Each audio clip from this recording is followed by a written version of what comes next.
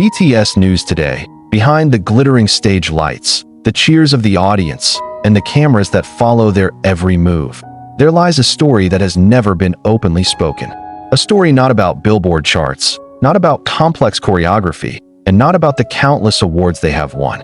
This is a story about two young men who grew up not only within the harsh entertainment industry, but who also grew alongside each other in a space so small and intense that they learned one another more deeply than anyone else could, perhaps even more than they knew themselves. Jimin and Jungkook, two names that to the world represent idols, but to each other have, somewhere along the way, become something far beyond being just members of the same group. Their relationship has been a subject of discussion for years. Fans notice the smallest things that others may overlook. The way they look at each other, the tone of their voices when they speak to one another, even the way they call each other's names. To some, it is simply brotherhood. To others, it carries a meaning too deep to ignore. But what really lies behind all of it? What exists in the quiet moments between their breaths on stage and the silence of the studio hallway late at night? The story begins during their trainee days in a building that was far from the luxurious facilities they have now. Jungkook arrived as the youngest trainee, awkward, uncertain, overwhelmed by a world that suddenly felt too big. Meanwhile, Jimin arrived with a burden just as heavy. He had left home believing he had something worth fighting for. The world demanded perfection from both of them, when what they actually needed was simply a place to fall, to stand back up, and to keep trying again. And somehow, they found that place in each other. Night after night, they trained until their bones felt like they could crack. Vocal coaches pushed harshly, internal evaluators watched with cold eyes, and the fear of not being good enough lingered constantly in the air. But once the studio door closed, there were just two boys sitting side by side in a silent hallway, letting the world crumble without anyone seeing. Jungkook would hang his head, his shoulders trembling, while Jimin simply placed his hand gently on his back, saying nothing.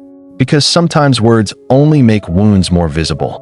And that is where trust began to grow. Years passed, and the world began to learn their names. The first stage, the first album, the first tour, the tears backstage when things didn't go exactly right, the first roar of fans that made their chests feel like they might burst. And of course, the first time the pressure became almost too much. Yet no matter what happened, they always returned to that same space, sharing a silence that felt familiar and impossible to explain in any known language. Their relationship was never spoken. It never needed a definition. It never had to be announced. Still, the world began to notice.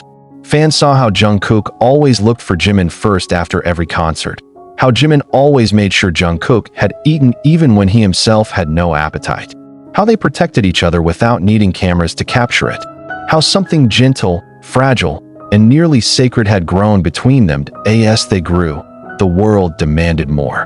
Privacy began to fade. Rumors swirled relentlessly, and at some point, they realized something far greater than the stage itself. They could not run from each other. Not in distance, not in time, not in form.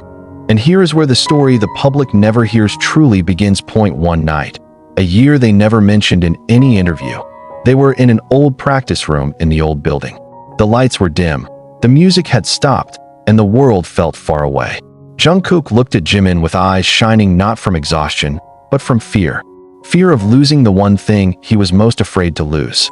Jimin smiled softly, the kind of smile that made everything lighter. "No matter what happens," Jimin whispered, "you know I'm still here, right?" And Jungkook nodded, though his breath trembled.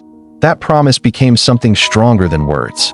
A promise that never needed to be spoken again, because the world could already feel it. Like wind, invisible, yet it moves everything. So people ask, are they married? This question has haunted the fandom for years. Some want a clear answer. Some reject the idea entirely.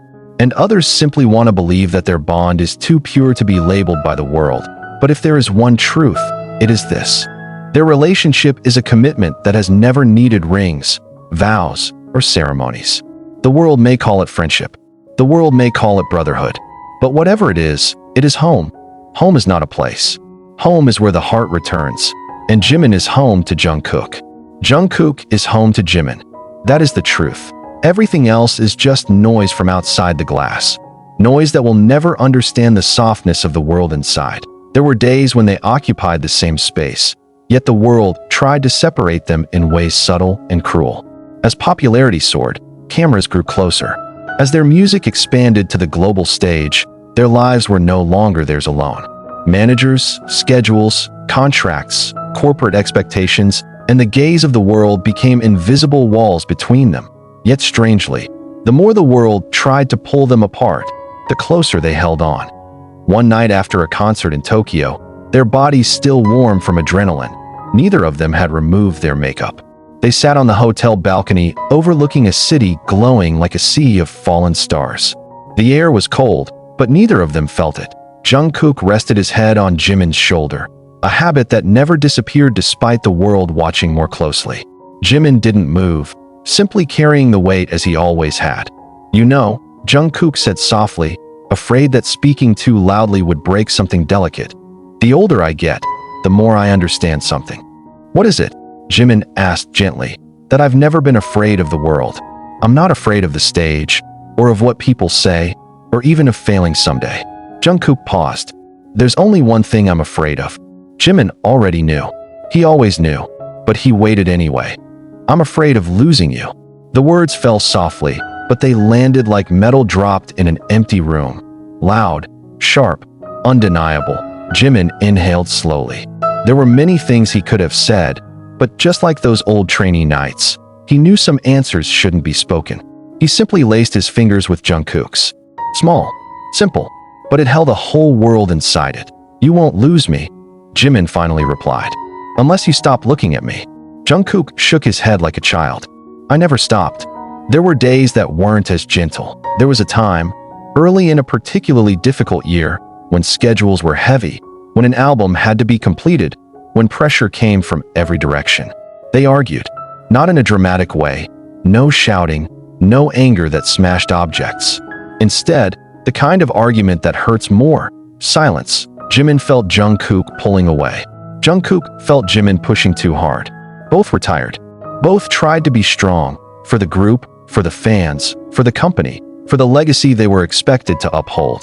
But in trying to be strong for everyone else, they forgot that their strength came from holding on to each other. One day, Jimin simply walked out of the studio. Not in anger, not in tears, just silently. Jungkook watched him leave, wanting to call out, but his voice refused to come.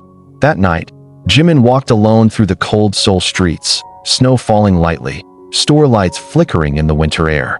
He wasn't wearing a thick jacket. He didn't know where he was going. He just walked, like someone searching for something he couldn't name. Hours later, Jungkook followed.